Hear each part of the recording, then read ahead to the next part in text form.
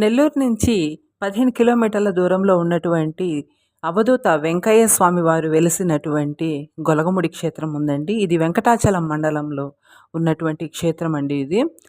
చాలా మంది అంటే పక్క ఊర్ల నుంచి, పల్లెటూర్ల నుంచి చాలామంది భక్తులు విశేషంగా వచ్చి స్వామివారిని దర్శించుకుంటూ ఉంటారు. శనివారం అయితే విశేష పూజలు జరుగుతుంటాయి. ఇక్కడ దుని ఉంటుందండి. ఆలయ ప్రాంగణం లోపల అనమాట దుని ఉంటుంది. ఆ దునిలో బయట టెంకాయి దాంట్లో దునిలో వేయవలసిన వస్తువులు అమ్ముతుంటారు.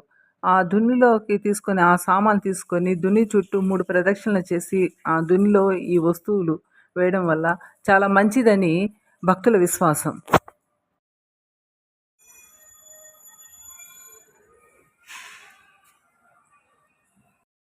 ఆ ఆలయ ప్రాంగణంలో ప్రక్కన స్వామివారి కుటీరం అనేది ఉంటుందండి. చిన్న పాక అనేది ఉంటుంది.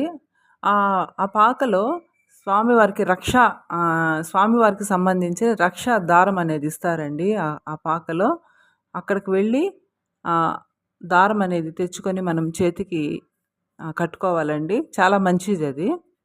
గుడికి ఎదురుగా కనిపించేదే అండి పక్కనుంది వీరాంజనేయ స్వామి గుడి అండి. అది క్షేత్రపాలకుడు ఆయన.